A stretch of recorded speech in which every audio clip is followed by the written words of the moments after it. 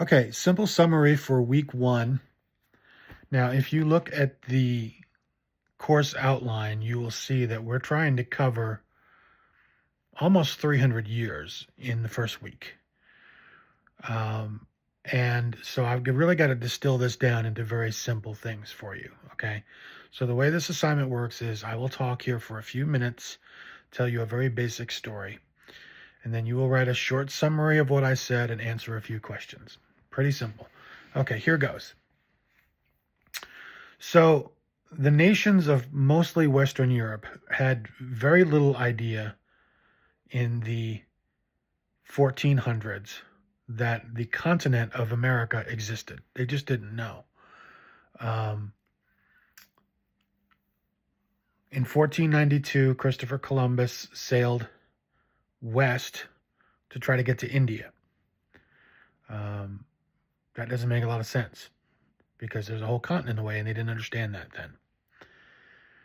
Over the next several decades, the major countries, Spain, England, Portugal, France, realized, oh, there's new land here, and started sending expeditions to explore, starting sending expeditions to colonize, to reap the benefits of all of that the new world had to offer.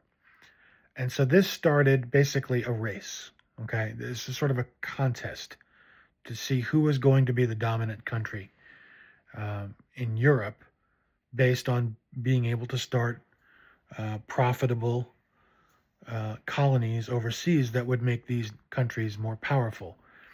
And to distill it all down into very, very simple terms for the sake of time, for various reasons, England won the contest. At first, it seemed like Spain would,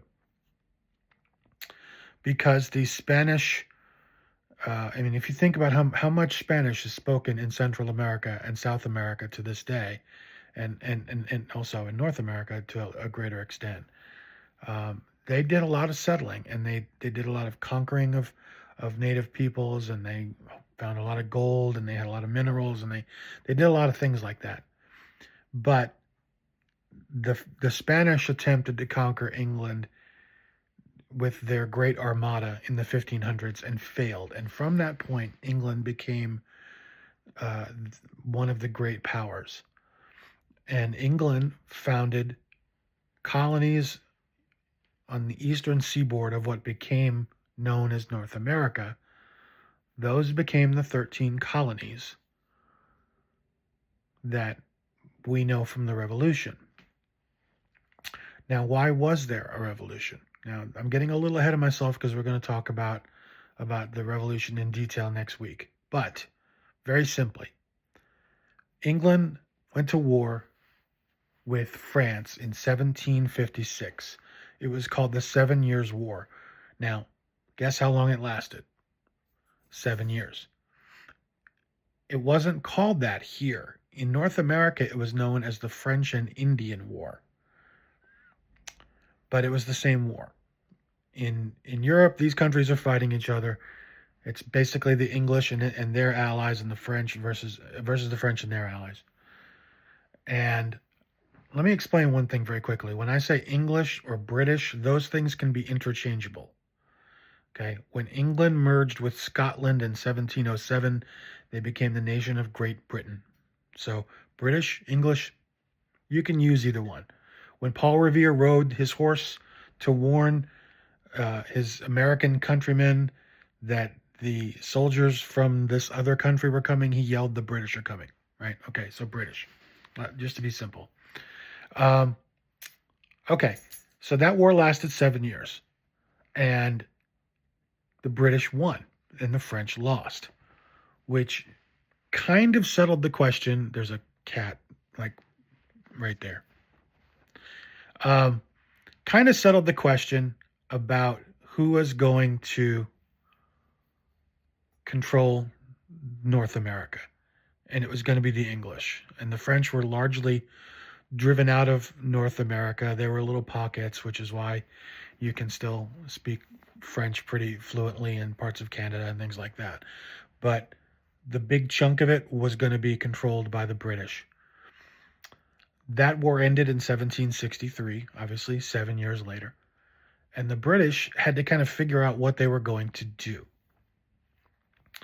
And wars are expensive. Wars are always expensive.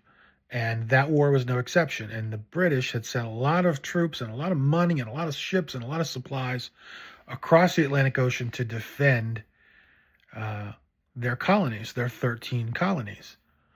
And after the war, the British government decided, well, we're going to have to tax those people because we spent all this money defending them, and they should pay for some of that.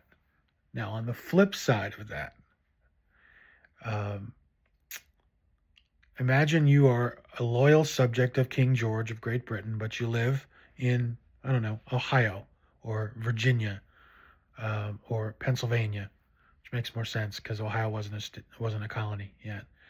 Um, and you go and you fight in this war, and you serve your king, and maybe you're wounded or maybe you're not, but you've got to go fight in this war for years, and you come home, and one day you get a letter in the mail. I'm exaggerating a little bit, that says, well, okay, thanks for serving. Now you got to pay for the war. People aren't going to like that, right? The colonists did not like that. They felt as if they were being treated unfairly. Not only, it's not just the money, it's the principle of it. It's like, why is this, you know, we don't even have any members of parliament representing us, and you're taxing us? And they just felt like it was unfair. So these are the early causes of the American Revolution that we're going to discuss in more detail next week. Okay, so that boils down, probably too simply, close to 300 years of history. And what your assignment is to take a Word document, and do not write this in the LMS. Take a Word document and write out your answers to the questions that are in the assignment. Write this in your own words. The entire point of this assessment is for you to show me that you watched and listened to this video, that you are capable of understanding the information and answering the questions in your own words. Do not AI this. Don't just paste stuff in from Wikipedia or wherever. Answer it in your own words. Okay, simple summary for week 1.